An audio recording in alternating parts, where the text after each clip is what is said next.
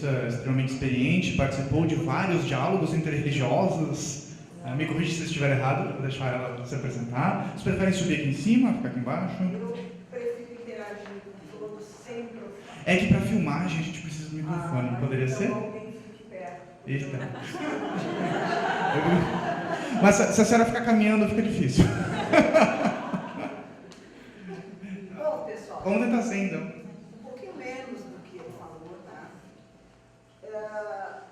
Nós não pretendemos iniciar algo que acabe aqui, e muito menos que seja algo definitivo, né? Em primeiro lugar, eu vou procurar fazer uma apresentaçãozinha rápida e uma reverência, principalmente ao Cosmos, pela oportunidade de estarmos aqui conversando, né?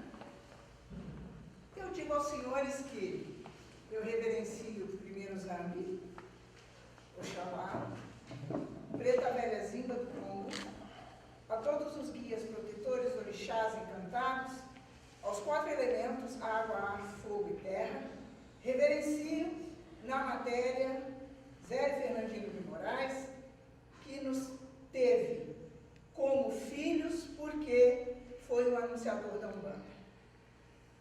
Com isso, iniciamos então um bate-papo. É interessante que eu vou tentar fazer a minha fala em 2 parâmetros energéticos diferentes, né? Porque um é um parâmetro espiritual e o outro o material. Vamos começar pelo material. Umbanda, religião brasileira. Umbanda, religião cara do Brasil, a nossa cara. Então, na parte material, que foi onde os primeiros fenômenos aconteceram, né? Porque não falamos em milagres, mas falamos em fenômenos que aconteceram desde a primeira casa ou tenda de Umbanda, assim chamado por Zé Fernandino de Moraes, para simplificar a existência deste local religioso, que foi a tenda Nossa Senhora da Piedade, onde, né, ele, sobre a égide direta do Caboclo das 7 Encruzilhadas, e também tendo sido preparado mediunicamente pelo Preto Velho, ele então trouxe, materializou, né, este trabalho prático da Umbanda, com a similaridade pela época, primeiro decênio do século XX, com a peculiaridade de ter uma mesa, né, e pessoas à volta, né, e um altar, né, com as imagens católicas, primeiramente, por ser de origem católica, não só ele, mas todo o nosso país, na época, por tradição, e também as orações que ele utilizou foram orações que ele aprendeu ao longo do seu contato religioso, né, com a religião tradicional de sua casa. Porém, não temos como parar o cósmico. Não temos como fazê-lo se desviar do contato conosco, o microcosmo, para podermos dizer, eu faço isto. Não, nós fazemos isso. Espiritualmente e materialmente. Por que eu começo pelo material? Porque as pessoas precisavam palpar, sentir, perceber, vibrar, diferenciar. E isto está na troca. No olhar aquele altar, posteriormente congá ou gongá, olhar aquele altar e ali sentir que está o sagrado. Ali perceber que existe algo diferente dentro daquela sala, né, onde Zé Fernandino de Moraes, com a permissão de sua família, anunciou a Umbanda, nos deu essa primeira base. Então eu digo que a arqueologia da Umbanda está lá na tenda Nossa Senhora da Piedade, ou o que resta ainda dela. Essa é a arqueologia da Umbanda, muito recente.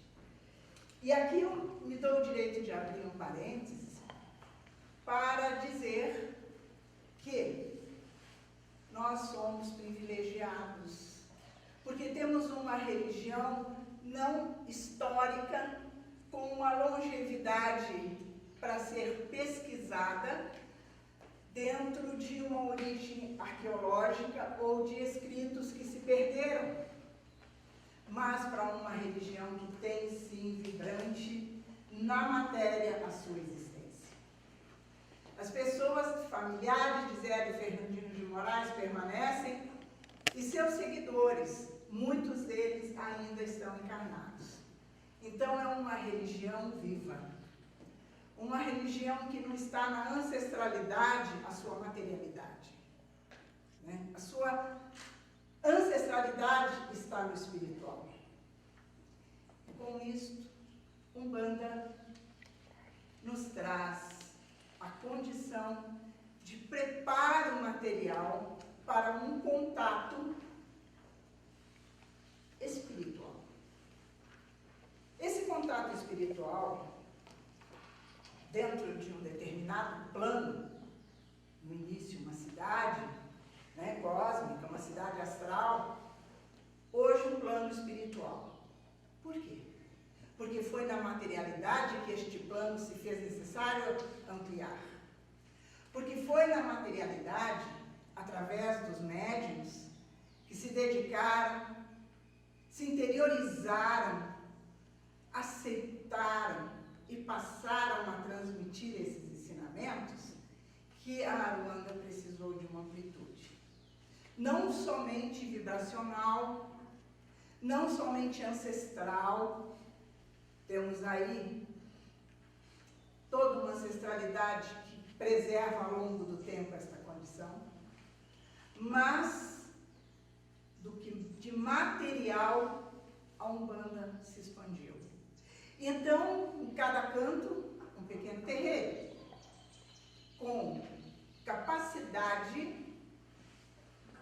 de espaço físico, com o médium se preparando, conhecendo com facilidade toda uma questão ritualística, que ele não está hoje aprendendo somente no terreiro, mas sim com toda a literatura e a cultura umbandista, que vários literatos dedicados estão, então, em estudo constante.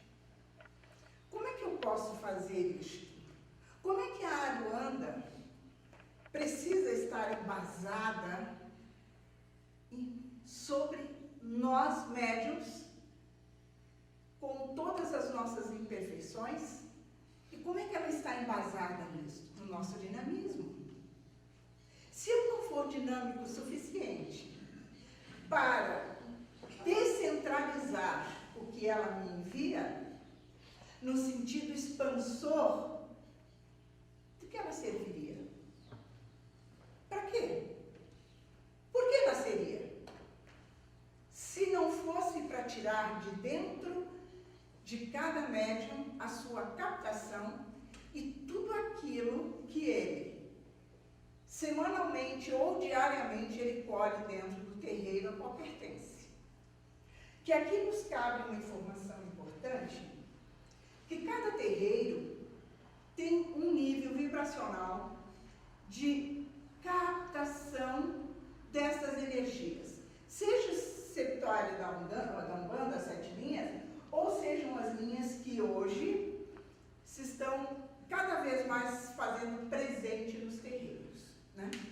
Então, se temos 7 fundamentais, essas 7 fundamentais já abrem um leque enorme, né, de maneira organizada, não caótica, para que outras informações possam estar dentro dos terreiros hoje, principalmente a Linha, muito consciente de que todo e qualquer terreiro pode, dentro do seu trabalho espiritual, expandir para outras informações. E essas informações estarem ligadas a linhas que normalmente um terreiro não trabalha no início com ela.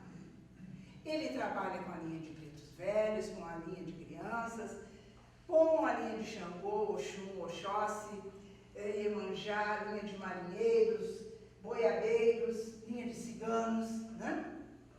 Mas hoje, muitos terreiros recebem linhas que não estavam, nesta época de Zé Fernandino de Moraes ainda, porque não havia a parte material, isso se formou ao longo do tempo, como a linha, por exemplo, dos egípcios. E é um culto feito sobre essa base, com este ensinamento.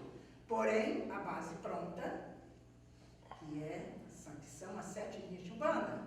A linha do fundo do mar, seres atlantes, a linha do fundo do mar, que traz um ensinamento muito diferente para dentro do terreiro.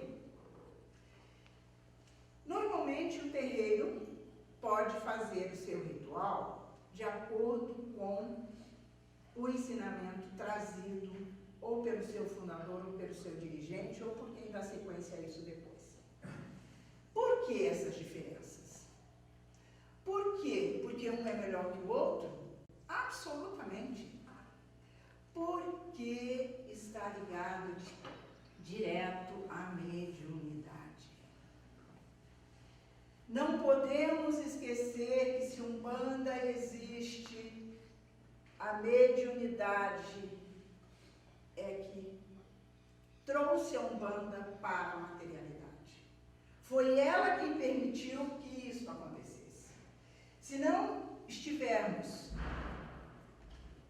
interessados em conhecer a nossa mediunidade individual e o que ela pode fazer no coletivo, um terreiro deixa muitas vezes a desejar, porque ele não entra na dinâmica de uma religião como a Umbanda, que a cada ano ela apresenta novos paradigmas de prática.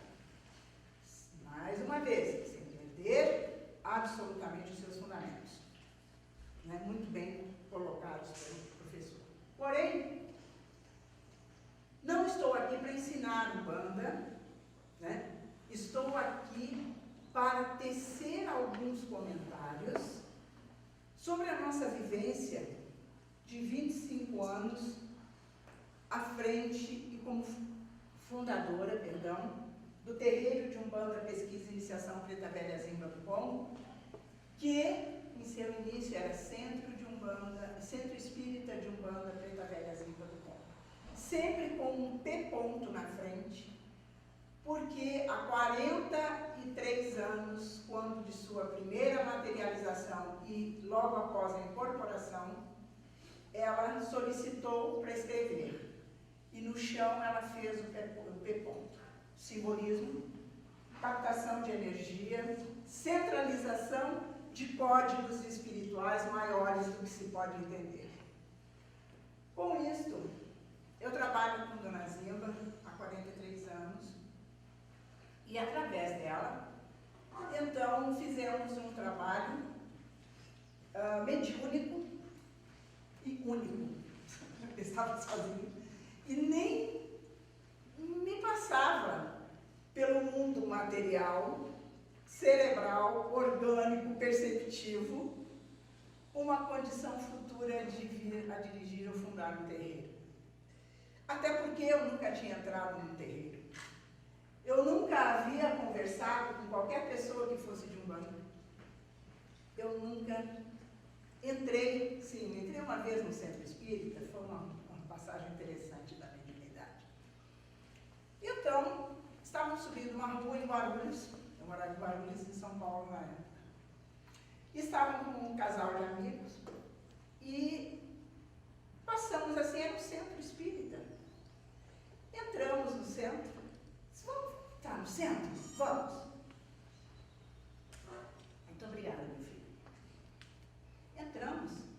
como sempre, eu sempre gostei de ser uma pessoa discreta.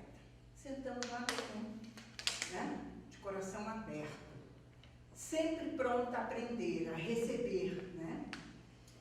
E me concentrei, como faria numa igreja católica, numa igreja pentecostal, com todo respeito. Nisso, uma pessoa bate assim. Olhei, era um senhor de barba. Ele disse para mim, moça, porque eu não tinha 66 anos, tá? Moça, não se concentra.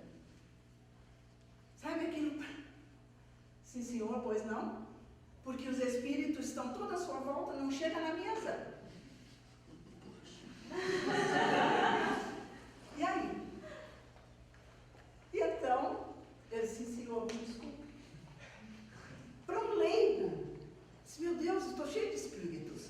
Só que eu nem questiono, entendeu? Eu acho que já havia este caminho feito aqui em Caxias do Sul.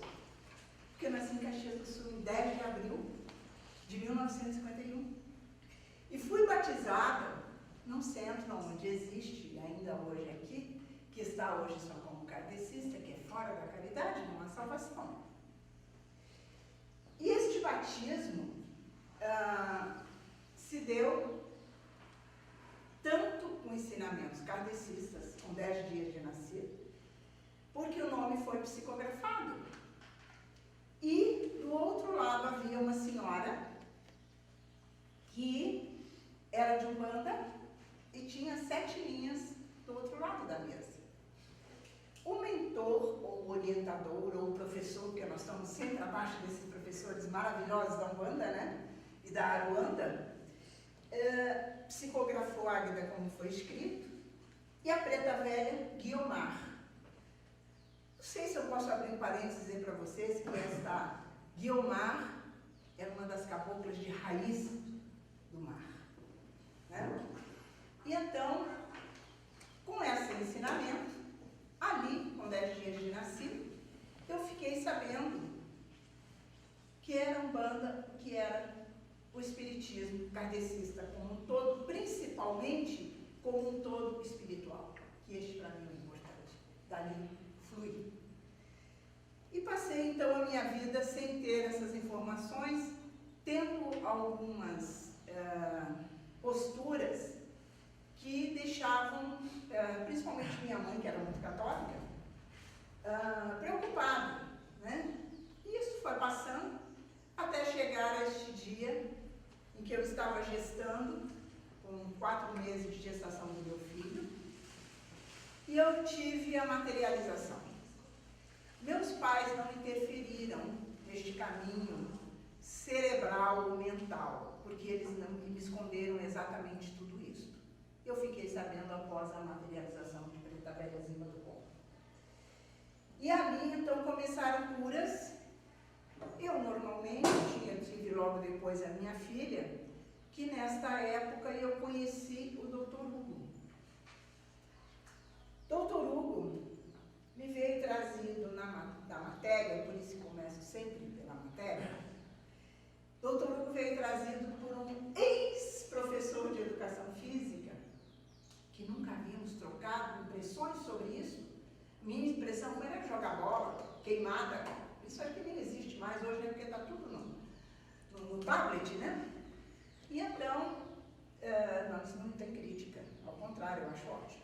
Então, com isto, eu gestando a Tatiana, e essa criança estava marcado o nascimento até 15 de maio, no máximo, né?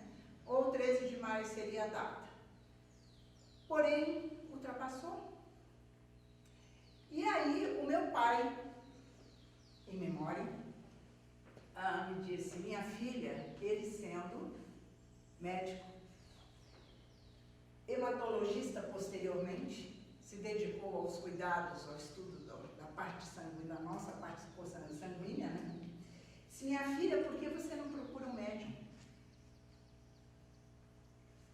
Olhei para ele nunca tinha me sugerido nada semelhante.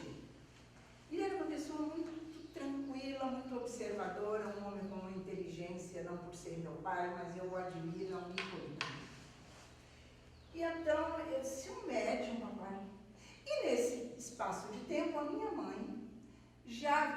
memória hoje, já havia ido a São Paulo, né, em Guarulhos, para eu abrir meu apartamento e tudo, porque ninguém sabia mais quando nascia a criança, apesar de que o médico material, né, disse, não, está pequeno, mas está perfeito, ele passou. E então ela estava cuidando lá do meu apartamento uns dias e meu pai me deu essa ideia. Tudo bem, o que eu faço? Que médico? Se procure a missal, uma japonesinha, minha madrinha de casamento, que por sinal, eu vou abrir um parênteses, meu primeiro casamento foi com um japonês nascido no Japão, né? E hoje já desencarnado, e o meu filho, inclusive, mora no Japão. Então, com esta situação, ele disse, vá, converse com a missal. Ela frequenta o centro espírita. Amigos, eu já tinha visto várias vezes o meu pai parar, levando nas igrejas, levando no centro espírita, que eu nem conhecia, muitos brinquedos, alimentos, roupas, né? Ele sempre foi muito voltado a esse tipo de trabalho assistencial. E aí, eu fui com ela, horário do almoço. Por sinal, senhores, era do lado da casa da minha irmã, aliás, minha única irmã. E eu nunca saí da casa de minha irmã e entrei para sentir absolutamente nada, não tive essa curiosidade. Então, até aí os senhores estão vendo que eu não estou falando de Umbanda? Estou falando de mediunidade? Estou falando da parte material. Aí, chegamos, modesto, madeira, porta semi-aberta, chego eu, missal, que era desse tamanho, abriu assim, tinha uma pessoa varrendo. Eu olhei aquela pessoa de cabelo branco. Nossa, eu conheço essa pessoa. Isso ele se vira. José, você? Ele disse, aí você veio por causa do bebê.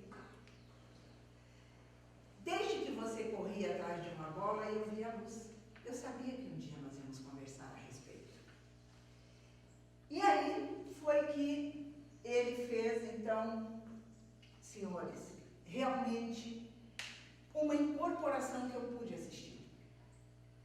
Ele preparou e trouxe esse espírito, Dr. Hugo, que nos trouxe a informação posterior, muitos anos depois, que era do 8º plano, um plano próximo ao plano da Aruanda, né? E que iria realmente fazer um trabalho comigo no futuro. Vocês imaginem uma pessoa leiga, mas eu sempre fui muito tranquila com essas coisas. Muito importante você saber coisas novas, aprender. E aí, até disse para ele depois, e realmente o Dr. Hugo me deu o dia, o horário, como estaria, né, essa questão do nascimento da minha filha. E ali eu tive, senhores, uma dúvida. Os senhores vejam o que é a mente. O que fazemos com ela? O que nós vamos fazer com a nossa mente? Eu, como falei para os senhores, sempre tive muito respeito. E então, olhei, o José se tornou diferente, a voz era diferente. E o que foi interessante é que esse primeiro contato foi na casa de uma das médiuns do centro dele. A casa da senhora chama-se Madalena. Quando nós chegamos, meu pai ficou com o Ivan, né, que tinha 2 aninhos, ia fazer 2 aninhos. E a missal chegamos, gente, eu vi a primeira vez um ser obsediado. Coisas do astral, talvez eu diga hoje, mas na época, coisa material. Eu vi aquela senhora obsediada. Não conhecia. Nunca tinha visto e nada lido a respeito. Literatura, a minha literatura era outra. E então, um rapaz, um jovem, cuja esposa estava hospitalizada no Hospital São Paulo, isso eu estou falando de Umuarama, Paraná. E havia tido bebê, e ele frequentava o centro, então ele queria que o Dr. Hugo desse o nome para o seu filho. Então foi esse quadro que eu encontrei. Eu estou falando de material, mediunidade. Encontrei este quadro. Quando o Dr. Hugo chegou, mudou assim, eu senti. Eu senti o bebê ficar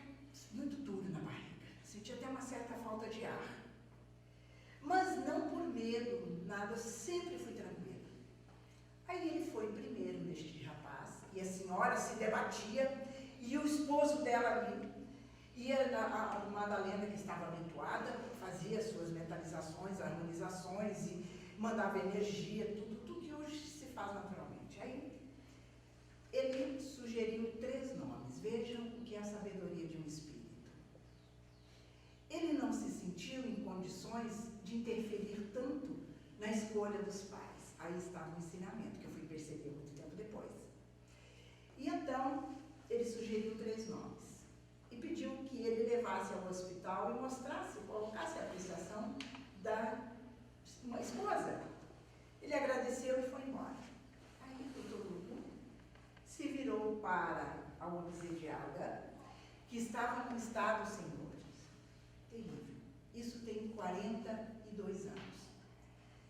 E ele, então, firmou as mãos do médium. Eu tive a impressão de ver sair luzes dali. Hoje eu sei que eram. Mas na época não. Só observava com tranquilidade. E ela foi acalmando, até o marido deitar no sofá. Ótimo. Aí ele se virou para mim e disse: não se concentra. Pense em festas, em coisas alegres, flores, mas não se concentre. E eu nem duro na barriga, a criança estava ali. Aí ele baixou a cabeça do médium, e colocou 2 dedos no chute do bebê. Esperou um pouquinho, novamente. Então foram 3 comunicados e parou.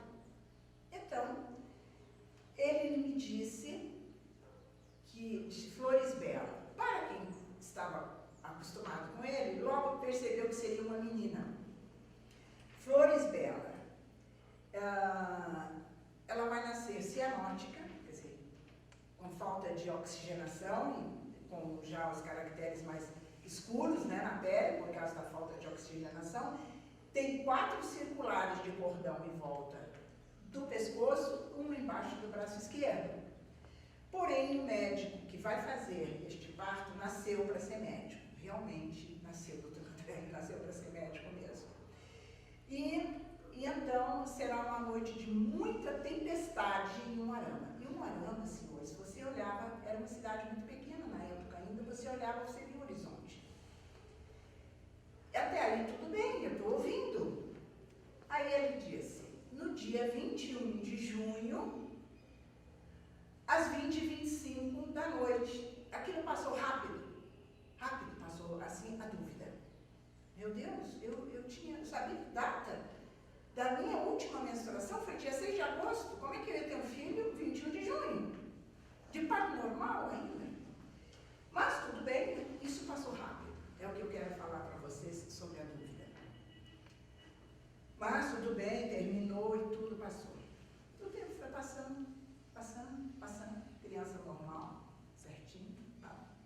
21 de junho. Era frio em Umuarama, porque vocês sabem que o Paraná é bastante frio.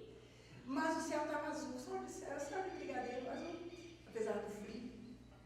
E aí, justamente, a missal passou na casa de minha mãe, que já havia de novo ido para lá, para cuidar um pouco do meu apartamento, abrir, porque ninguém sabia mandar, seu neném.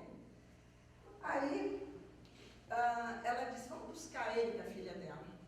Eu fui com ela no colégio São José buscar ele.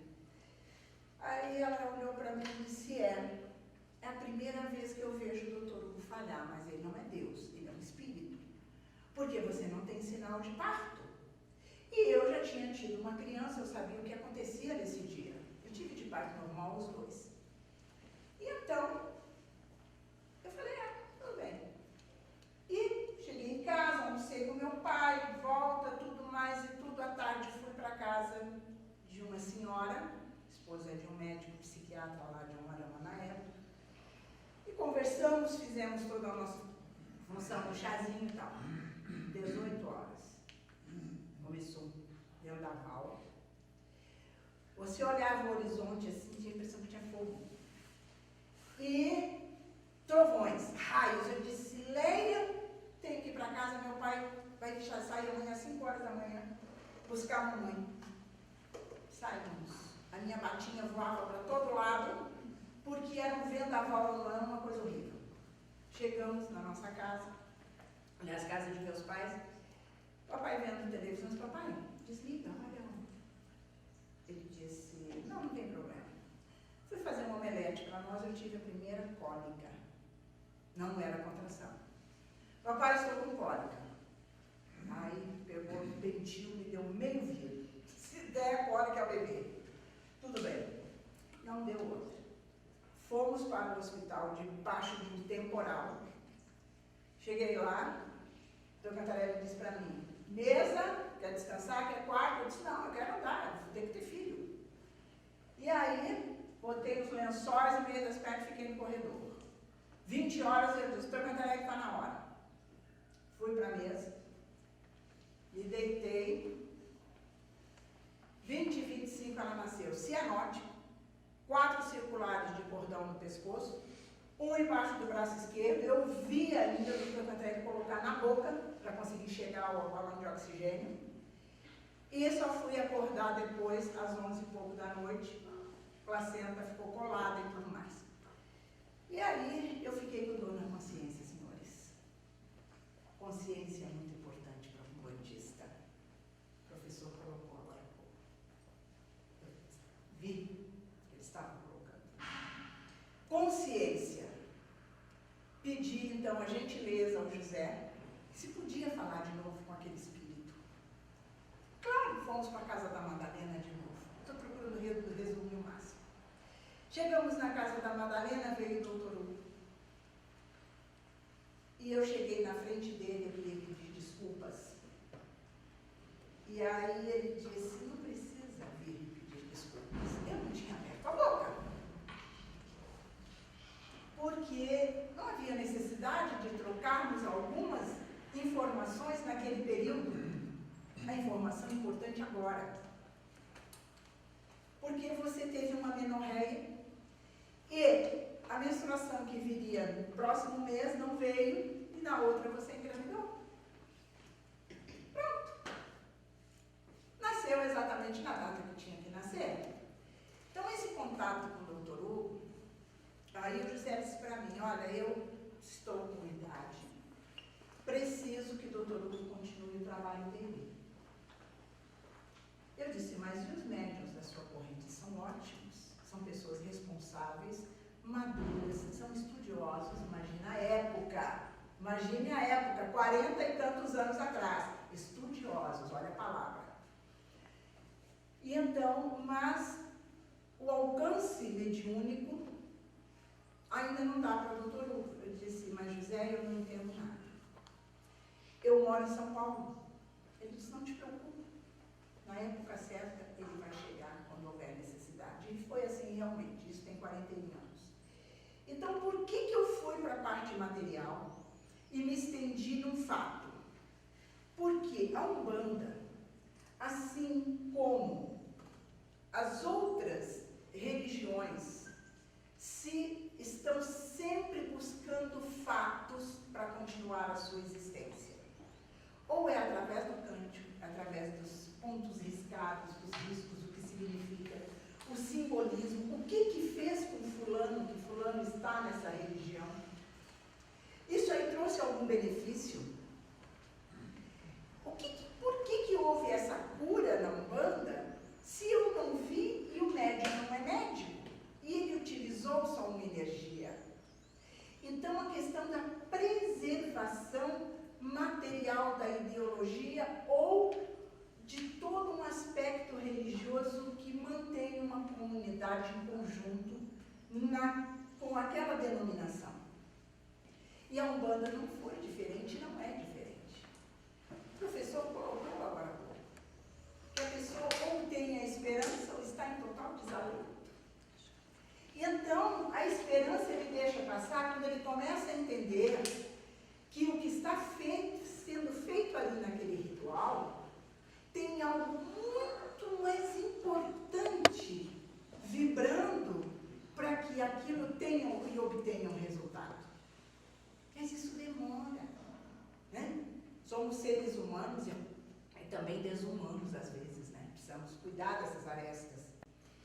E então, com isso, muitas pessoas que após todo o trabalho mediúnico que fiz em hospitais, tratando pessoas em coma, tá? Eu recebi a ordem do astral para fundar o terreiro. Sem nunca ter pisado no terreiro. Mas, quem quer alguma coisa, procura. E eu sempre fui de fazer isso, como pessoa, esse é meu temperamento. Peguei a lista telefônica, que eu acho que os novos aí nem sabem que isso existia um dia, né? Você está arcaico. E então, olhei ali e vi em Porto Alegre, Conselho Estadual da Umbanda e dos cultos afro-brasileiros.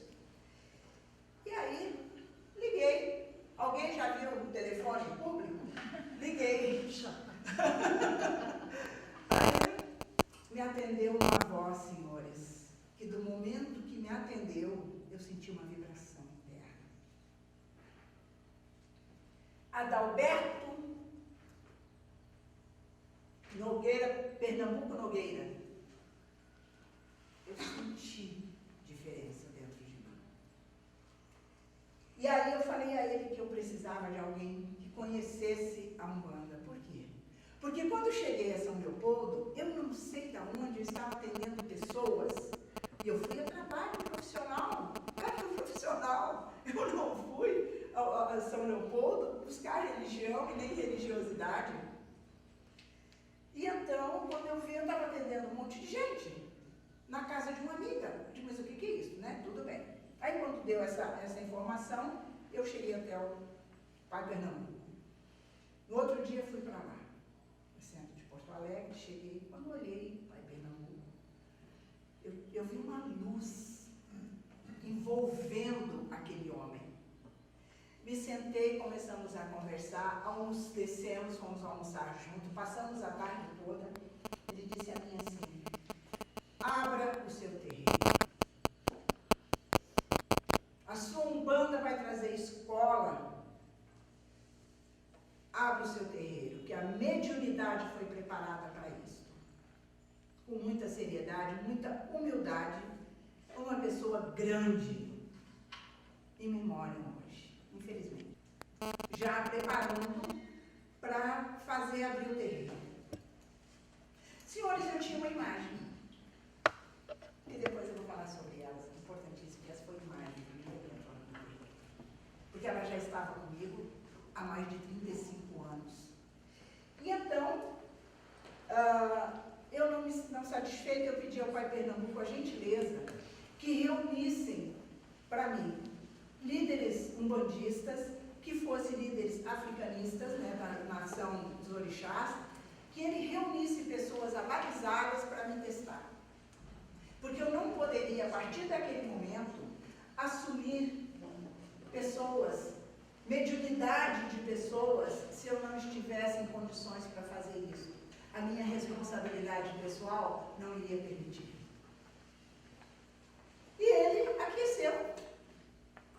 E, num pequeno espaço, ele trouxe líderes de renome em Porto Alegre para que eu fizesse a incorporação de todas aquelas entidades de Umbanda, que eu já trabalhava com elas, porque através delas é que eu falei, quando eu recebi a ordem para abrir o local, onde eu encaixo o que eu faço. Como é que eu vou encaixar o que eu faço? E aí eu fiz uma varredura. O único lugar que eu encontrei e que não ia me podar era Umbanda. E então, com isso,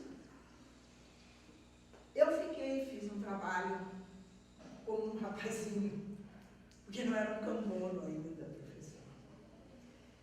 Marcelo, que também em memória,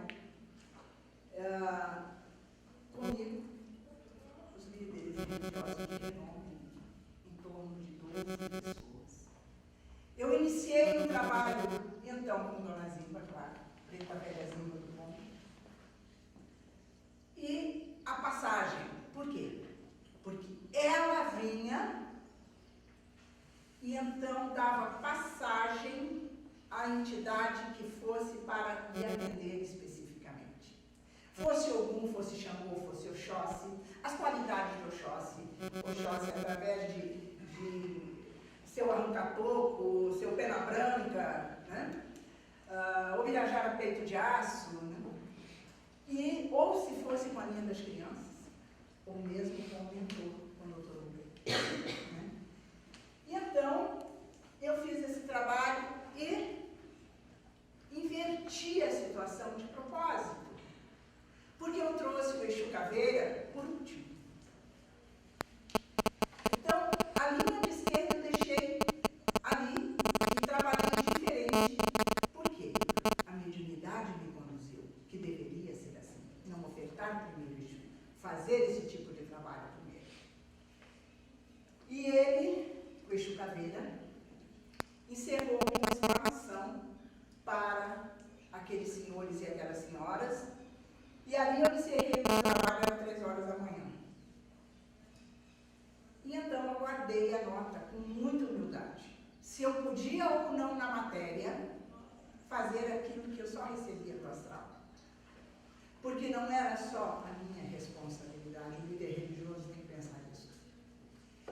São as pessoas que os acompanham, que trabalho pessoal, interpessoal e coletivo eu vou fazer com aquelas pessoas que estão me ouvindo, que recebem o meu ensinamento, que estão dentro do terreiro, dentro da aura do terreiro, o que eu estou oferecendo para eles? Aí sim. Então, com a aquiescência de pessoas realmente com condições de ter me analisado, eu oficializei a abertura do terreiro em 22 de agosto de 1992. E com o congá em cima de 2 caixas de papelão de máquina de lavar, com o papel branco em cima e a imagem de Dona Zimba. Você tem alguma imagem de Dona Zimba? Você trouxe? Esta imagem, senhores, que agora eu vou passar para o espiritual. Esta imagem foi um fato muito interessante, que aliás já foi motivo de estudos no meu terreiro várias vezes, por pessoas que também estão interessadas, pessoas que vieram da Alemanha, né, para estudar esse assunto. E então, como eu falei para os senhores, eu morava em Guarulhos. E aí, meu apartamento era num local ali próximo a Cumbica, chamado Secap, ainda existe ali. E então, eu fiz uma divisória da Colômbia, que na época eu estava entupida ainda por cigarro, e então, tinha os quartos, né, os 3 quartos, eu fiz uma divisória, por quê? Caso eu fumasse à noite e o meu ex-marido, aquilo ali não deixaria passar tanta fumaça por causa do quarto das minhas crianças. Aí, estávamos assistindo um filme. E terminou esse filme 2h30. Ele trabalhava, não sei se vocês já ouviram falar na Vinilona Sansui, que tem os caminhões, Sansui. Aí, cigarro, pituca, tá? Deixei no cantinho, fomos nos deitar. Mesinha de centro, só tinha aquilo. Tinha mais nada. Fomos nos deitar, acordamos cedo, porque ele tinha que logo sair cedo para trabalhar. Você sabe que São Paulo é assim, né? E então, quando saio com ele, passo pela divisória, que olho na mesa e ele também, havia uma imagem. E esta segurança, que era deste tamanho, isso eu tenho em fotos. Eu já disse que quando isso aqui é original, esse plástico, eu nunca troquei nem nada. Ela era assim, pendurada na imagem. Eu disse que o dia que cair a última é o dia de eu fazer a minha viagem. E então, eu olhei para ele, se escuta, me fazendo surpresa, lembre-se que nós fomos deitar, não tinha nada na mesa.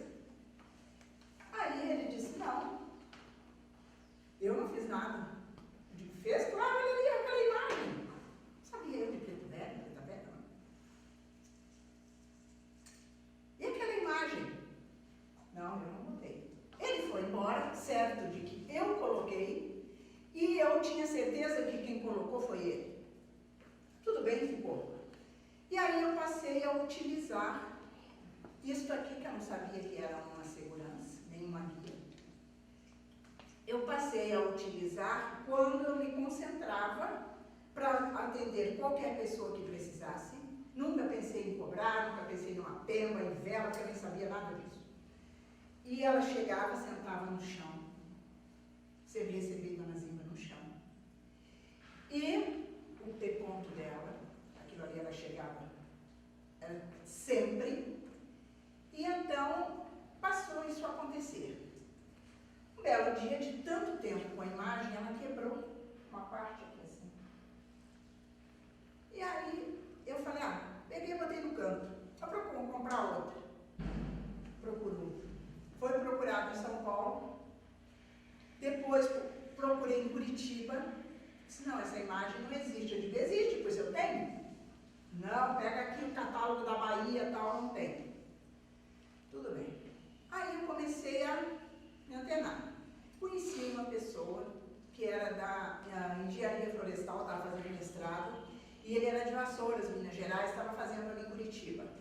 Eu fui, falei para ele assim, eu digo, escuta, você testa para mim uma coisa que eu tenho? Claro que eu testo. Aí, fui em casa, peguei, ele era desse tamanho.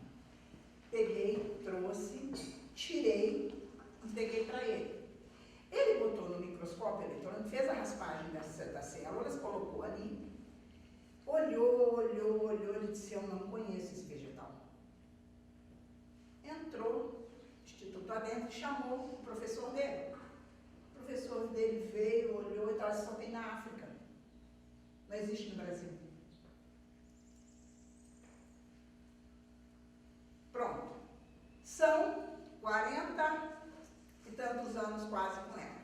Então, com isso, são situações que as materializações são possíveis através do que o professor, inclusive, falou da questão do ectoplasma. Como é que você trabalha com isso? Aí você vê, então, o mundo espiritual. Embasado, então, numa conduta sempre aberta ao aprendizado. Tanto é que hoje ainda faço faculdade, continuo estudando, né? Então, eu tive a parte espiritual para conduzir o meu material, né? Mas isso dependeu de quase 40 anos atendendo as pessoas.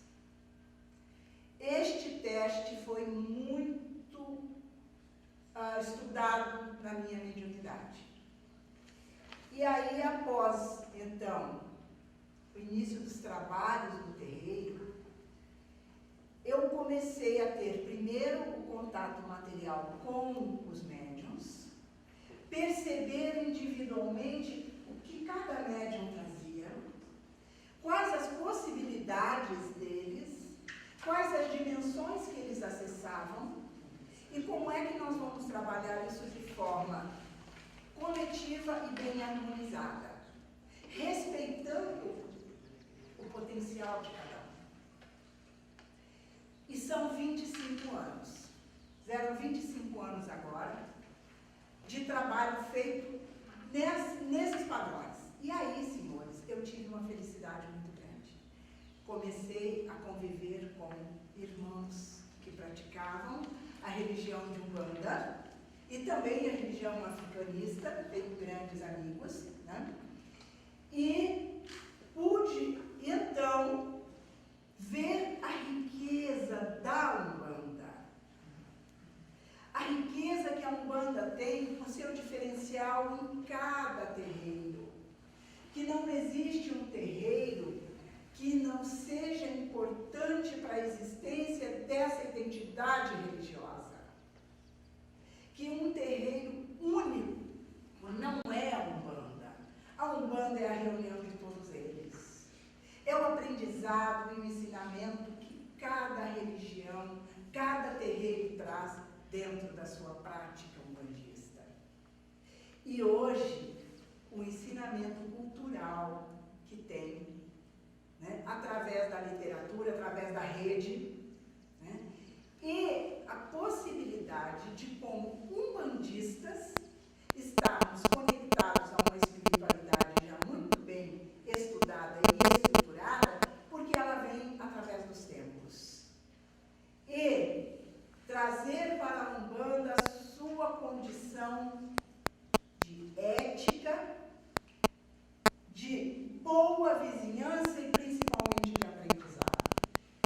No Conselho Mundial de Igrejas, uma pessoa levantou e disse para mim, mãe Águida, eu quero dizer à senhora uma coisa. A senhora não trouxe o seu ritual para cá. A senhora trouxe para nós uma fala sobre Umbanda. A mesma coisa no painel central que eu fiz de espiritualidade e cura. Por quê? Porque eu sou, senhores, mais uma condição para mim mesma de desenvolver os meus aspectos culturais, religiosos e também filosóficos através deste ensinamento camporanguense. Através da força espiritual que, depois da prática, olha, senhores, eu percebi que realmente eu cresci como pessoa. Que me abriu as portas da serenidade.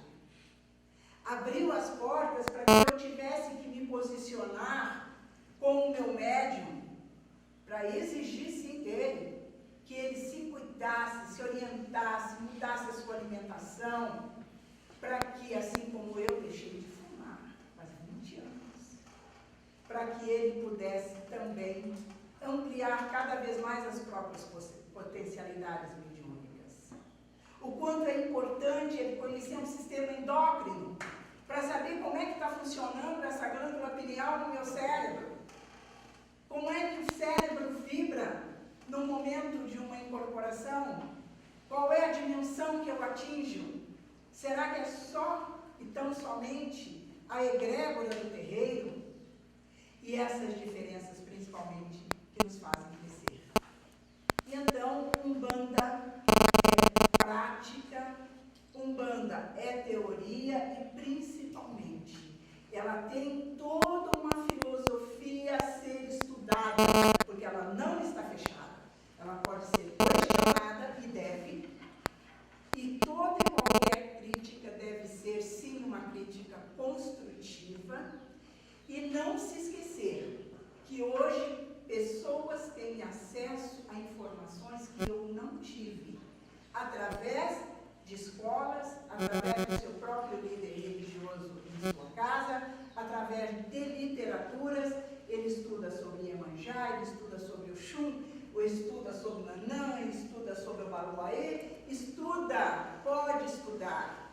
E então há uma acoplagem da cultura através do médium para que ele tenha então uma amplitude maior no mundo espiritual, principalmente aquele diretamente responsável por ser a espiritualidade de fé, humildade e cura.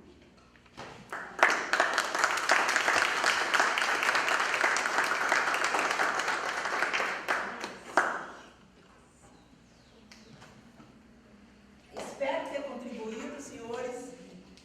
Muito obrigado mesmo por ter essa oportunidade. E Umbanda se aprende dentro dos terreiros. Agora eu quero passar para os senhores, com licença, uma sessão 15 minutos no máximo. Eu acho que logo em seguida, porque vai dar uma, se você não se incomoda. A Unicinos me solicitou, eu fazia para fazer um estudo dentro do terreiro, numa sessão. Claro, meu terreiro está sempre aberto. E então, fizemos este documentário e ali falamos um pouquinho sobre a Umbanda. E isso eu estava com 15 anos, né? 12 anos, acho que 12 anos.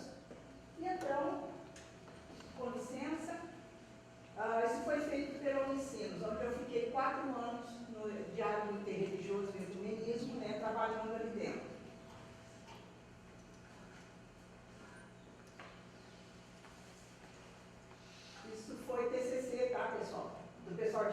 Então, sim.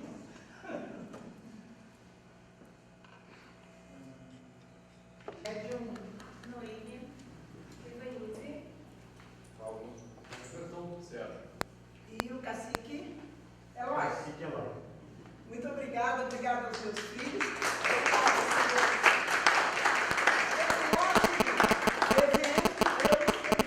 Não vou poder acompanhar, porque eu gostaria muito, tenho muito a aprender, mas eu tenho um evento em Canoas, né, que já estava programado e eu vou ter que voltar. Um abraço no coração de cada um de vocês. Minhas perguntas, minha irmã. Ah, sim, vocês vão poder perguntas. Posso sentar aqui, então? Sim, por favor, à vontade. Vamos para o Mariano e as meninas, como eles estão em detalhe, deixamos para detalhe direito. Vamos consultar uma área dela. Agora, pode ser o microfone agora? Pode. Pode. Oi. Oi. Oi. Agora sim. Perguntas? Rafael, aqui. Olá, meu nome é Rafael. Eu queria primeiro agradecer que vocês tenham vindo aqui. Eu acho muito bonito a presença de vocês no evento promovido pela Sociedade Teosófica, uma coisa assim que poderia ver mais. E muito bonita a presença marcante também, que vieram todos, né, os médios, então muito bonita a apresentação. Eu queria perguntar de um detalhe que você falou no início, que eu fiquei um pouco curioso, do pouquinho que eu sei sobre o humano, nunca tinha ouvido falar, que é dessa a linha do fundo do mar, que eu nunca tinha ouvido falar e que me inquietou um pouco, e aí eu não sei se é permitido falar muita coisa sobre isso, mas se pudesse comentar um pouquinho mais, eu deixo a questionamento. Obrigado. Alguém mais sobre o fundo do mar? Senhores, senhores, é o seguinte, ó, a linha do fundo do mar, como as linhas que recebi a posteriori, foi o seguinte: há 20 anos atrás, entrou um médium na minha casa, que isso é característica mediúnica. E o rapaz, quando ele começou, então, entrou na corrente, eu comecei a perceber, eu sentia uma vibração do mar, né? Mas eu não conseguia encaixar no Ogum Beira-Mar. Eu disse, não. O que importa é que ele quer aprender alguma coisa sobre a religião e aí, com o tempo, ele vai apresentar realmente isso. E fui, porque eu não sou nunca apressada. E ele começou, então, a fazer os trabalhos dele. Quando ele chegava no terreiro, eu percebia, eu sentia a força do mar. Mas era denso, assim, era pesado. Uma noite, ele já devia ter uns 4 meses de corrente, mais ou menos, e estava assim, uns 32 graus, o calor. E o local, meu terreiro na época era de madeira, então estava muito quente. E ele chegou, eu senti que aquilo esfriou, sabe? Esfriou, digo, mas como? E aí, eu me concentrei e coloquei em posição para trabalhar a mediunidade dele. Ah, não deu outra. O ser veio, tomou conta, gelou tudo aquilo e se apresentou como Néfros, que viria trazer dos mares bálticos um trabalho de Umbanda a partir daquele momento no nosso terreiro. Sem uma literatura, sem um aprendizado, mas como eu falei para vocês, a maneira com que a mediunidade aconteceu no meu caso específico. E, com isto, passei, e aquele gelo, ele gela, você pode estar com calor que gela realmente. Então, intuitivamente, eu passei a fazer essa sessão somente ela. Porque eu tenho também um hábito, senhores, é de não misturar as linhas das sessões. Se é linha de preto velho, é só preto velho. Se é linha de caboclo de pena, é só caboclo de pena. Se é linha de Xangô, é só Xangô. Então, eu não misturo, esse é meu hábito. Com a linha do fundo do mar, isso foi mais sério ainda, porque mudava totalmente. E aí, passaram-se 4 anos nesse trabalho com essa linha, e curas foram feitas através desses seres do fundo do mar, que realmente são dignas de registros, né? anos depois, eu tinha uma feira do livro ali em São Leopoldo, e eu sou muito rato de biblioteca, né? E aí já fui para a feira do livro. Cheguei ali, enquanto meu marido olhava ali, tinha uma caixa, tinham vários livros assim. Eu olhei assim, Agro e os Espíritos do Mar. Eu digo, tá aqui, 4 anos que eu trabalhava com a linha, sem ter nenhum tipo de informação, nem material e nem literária. Peguei, já comprei o livro, tudo, cheguei em casa, devorei. Agro. Quem era Agro? Agro era o mentor que cuidava de Júlio Verne, que escreveu 20.000 Léguas Submarinas. E, junto ao espírito de André Luiz, levaram o espírito de Júlio Verne para conhecer as cavernas da crosta terrestre que ele também descreveu em vida, né? Assim como descreveu Viagem à Lua e tudo mais. E então, Agro e o espírito de André Luiz levaram aquele espírito a conhecer em loco o que ele descreveu ainda encarnado. Então foi a primeira literatura que eu tive. Aí, com o passar do tempo, uma vez na TV em São Paulo, através do, como é que chama, do Sarceni, isso. Eu tive, mas não foi com o Júlio direto com ele, foi com o assessor dele direto.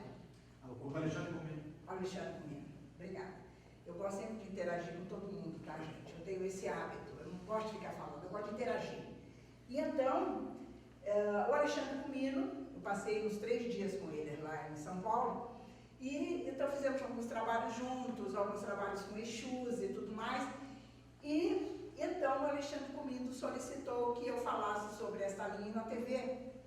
E aí então foi divulgado também, foi feita uma entrevista na Revista Espiritual de Umbanda sobre todo o trabalho desta linha, que hoje eu sei que médiuns trazem e muitas vezes são levados a um trabalho lindo, com beira-mar e tudo mais, mas na realidade eles são do fundo do mar, né? Então, e outras passagens que nós tivemos com este povo, que realmente eles trazem uma doutrina, eles nos ensinam coisas do passado e do futuro, né? São seres espirituais de uma dimensão vibratória muito especial. Então, sobre a linha do fundo do mar especificamente, sinteticamente é o que eu tenho a te dizer. E sei que em alguns terreiros, alguns médiuns já apresentam. Quando inicia-se um trabalho, por exemplo, com Iemanjá ou marinheiros, né? Ele toma uma forma diferente. E uma vez conversando com o seu Gil, que era presidente da Federação Espírita Sebastião Leão, lá de São Leopoldo, ele disse que numa vez que eles estavam numa mesa kardecista, ele disse, mãe Águida, a gente olhou, a pessoa parecia que estava com um escafandro. E nessa época não tinha ainda, seja do fundo do mar, tá, gente? Isso foi na abertura, assim, do meu terreiro. E aí ele disse, nós não sabemos o que fazer para trazer de volta. Então vocês imaginam o que nos envolve. E eu acho que é o que eu poderia te dizer sobre esta linha, né, de uma maneira assim, com essa oralidade aí, mas esta linha, o ideal era assistir e conhecer o trabalho deles, porque é realmente algo palpável, tá? E o trabalho deles é excelente, eles vieram a agregar, né, dentro de terreiros de Umbanda, mais uma linha de posição, de espiritualidade, de razão, de informação dentro dos terreiros. Os terreiros estão abertos a isso. Depois dele, nós tivemos também a linha de bruxas, né, mas com uma linha mais voltada ao mineral mesmo, né, e a linha celta e também a linha de egípcios. Eu acho que eu te respondi, né? Prontinho, estou pronta a próxima. Então, não é uma pergunta, mas é interessante essas manifestações dessas linhas aqui no Sul, mas elas também não são únicas do Sul, né? Quando a gente vê o tambor de Mina, a gente vê o terreiro dos mistérios do egípcio, o terreiro dos mistérios dos árabes, né? Esse movimento também acontece no início início da casa de Nagô dentro do Maranhão e se ramifica, né? Mas a pergunta mesmo que eu queria fazer era como que a senhora vê a questão dos orixás na Umbanda? Porque a Umbanda ela tem uma influência banto gigantesca. Que é o nosso povo banto de Dona Zimba, né? Sim. Nós iniciamos aí o povo banto na rua, só que também fui saber disso muito tarde. Mas influência nigeriana, os antropólogos põem que tem muita influência nigeriana, mas eu não enxergo essa influência nigeriana a não ser na nomenclatura. Porque quando a gente verifica o Xixelagba, ou a religião tradicional urbana, e você verifica que a descrição da característica do orixá nigeriano, ela é totalmente diferente da característica do orixá brasileiro, daí você vai, tá, mas da onde vem essa característica, como essa do Tchogum? E você vai ver dentro do povo banto, você acaba associando a Nkosi. O Ezinquices. Isso. Como que se vê isso na Umbanda? Se tem o conhecimento de que o orixá da Umbanda, ele é um Nkizi ou ele é o quê? Acontece o seguinte, que ocidentalizando, vou falar da minha visão, né? Você vai ter várias explicações, como eu também tenho, e graças a Deus. O que eu vejo até o momento são que nós, quando ocidentalizamos, nós modificamos muito do que veio de lá. Já começa aí no próprio candomblé e na própria nação dos orixás ou batuque aqui no sul. Né? Isso aí, nós vamos ter a palestra, infelizmente eu não posso assistir, gostaria muito. Mas você imagina se dentro do que se chama de africanismo nós tivemos essa modificação, até por imposição, uma composição de navio negreiro, de mistura, de tudo isso. E então, imagine quando isso migrou, então, para dentro dos terreiros. A modificação iria acontecer. Tem que haver a chamada adaptação. E essa adaptação não é feita exatamente na matéria, essa adaptação é feita no mundo cósmico. Respondeu? Sim. Pronto? Próximo. Bem, eu queria agradecer a sua explanação, foi muito boa. E também, pelo que eu senti, a senhora consegue fazer com que os médiuns estudem, coisa que eu não consegui. Os médiuns com os quais eu trabalhava, teve um centro que ficou sob minha responsabilidade, e eu queria fazer dali um centro de cura. Aí, era desse tamanho, mais ou menos, era isso aqui, né? Aí eu falei, vamos lá. Antes já trabalhei com magia aplicada. Então, olha, eu vou distribuir meia dúzia de esteiras no chão, separar os médios por afinidade astrológica, que eu tenho uma certa noção básica de astrologia, e 72 horas de preceito. Não ficou um. Bem, para vocês entenderem o que é preceito, não comer carne 72 horas antes, porque demora 72 horas para fazer a digestão. Não ingerir bebida alcoólica. Se transar, não pode gozar, não pode desperdiçar energia. E aprender a concentrar naquilo que está fazendo. Não ficou um. Por quê? O problema que eu vejo dos médiuns, adoram, sabe, encher 500 guias aqui, que eu recebo não sei quantas entidades, o ego vai assim, sabe? E eles não querem estudar. Porque eles acham que se entrar o racional, para o inconsciente. Não tem nada a ver uma coisa com a outra. Eu vou lhe dar um exemplo. Eu tenho 61 anos. Um grande amigo meu, ele está com 55 anos, ele é pai de santo, ele recebe entidades há pouco tempo, começou a receber aos 5 anos de idade. Alguém que entre os 5 anos e os 55 anos de idade, e é feito no candomblé, você supõe que recebeu tudo. Lá em casa, quando ele foi lá fazer um trabalho específico para a minha mulher, Patrícia, ele recebeu 2 entidades que ele nunca tinha recebido. Ele falou, isso não aconteceu. Ele recebeu um tupinambá e um monge tibetano. Por acaso, minha mulher tem energia pura budista. Ele ficou abismado. Eu falei, tá? Agora, o que eu vejo nisso é que eu lhe parabenizo por fazer seus médios estudarem, porque eu não consegui fazer isso com os meus. Tá? Isso aí é uma coisa que eu sempre me batia. Tá?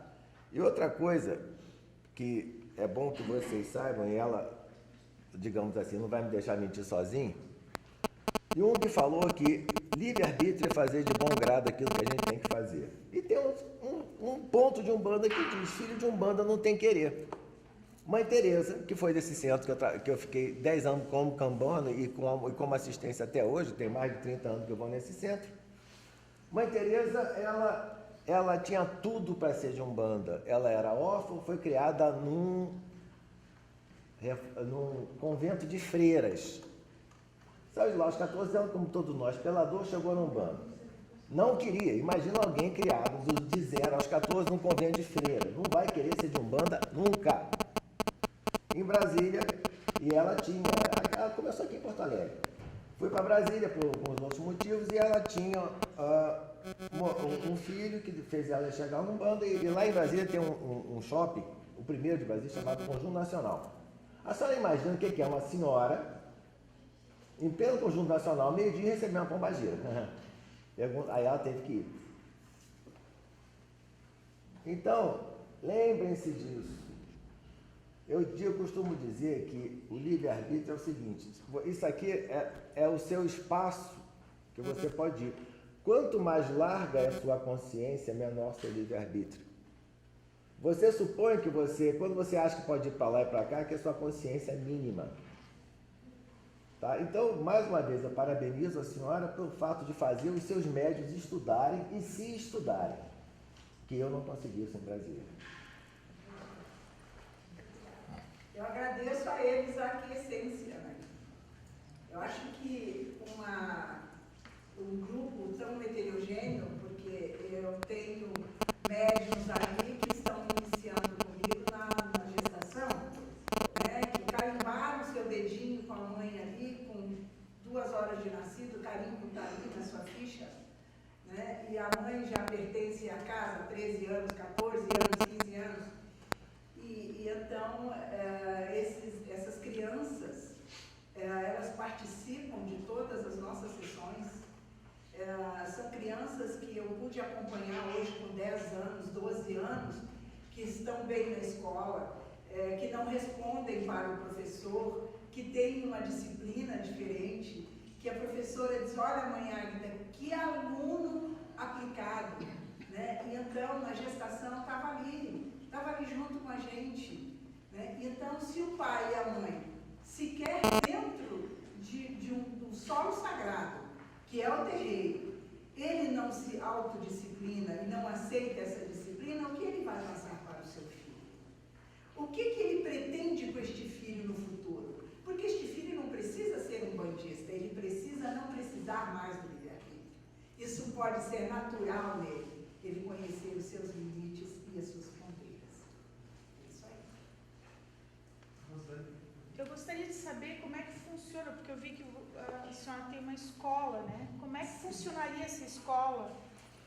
A nossa escola já foi algo programado para abertura em 2007, né? Porque nós não estamos ali para modificar rituais de nenhum tipo de ritual que essa pessoa já tenha ou que tenha que ser iniciado, né, em qualquer caminho afim. Ou não afim também, porque pode ser um ateu, mas não acho. E então a escola, ela tem um projeto pedagógico elaborado através de módulos, né? E temos aí um outro sistema na escola que hoje eu não faço mais coletivo. Primeiro ano, que foi 2008, 8 de março de 2008, né, foi a primeira turma da escola. Então, nós tínhamos a sala lotada, né, de pessoas, tinha juiz, tinha advogado, tinha uma pessoa leiga, tinha tudo ali. Eu percebi que muito pouco foi aproveitado para a pessoa. Porque ela não precisa aproveitar para mim, é para ela, para a vida, para o que ela quer usar dentro do conhecimento dela. E então, já no outro ano, eu fiz diferente. Já deixei um mínimo de pessoas. E hoje, eu faço agendado. Inclusive, o cacique disse que você trabalha muito mais, porque se dedica 24 horas, faz faculdade, atenta com alunos particulares. Por quê? Você tem um estágio, ela tem outro estágio. Então, eu não fundei escola para ficar rica, ao contrário, muito menos. Eu fundei escola para aprender com quem vai chegando comigo também. E ampliando as possibilidades culturais daquele local. E cada pessoa me traz uma informação vibracional, um entendimento, a sua busca, né, essa parte do socorro. Então, como é que eu vou fazer uma escola coletiva se cada pessoa tem o seu desenvolvimento pessoal e individual para poder ingressar no coletivo que ela está? Então, essa é a minha filosofia hoje na escola. Eu faço o agendado, meus alunos são particulares, aluno comigo, direto, mas seguindo o projeto pedagógico que é através de módulos. Muito obrigada. Pessoal, agradeço imensamente, nós temos bastante horário. Maiagra, em nome da Sociedade Filosófica, em nome da Ladeixa. Obrigada, vocês terem me ouvido, ter tido essa paciência.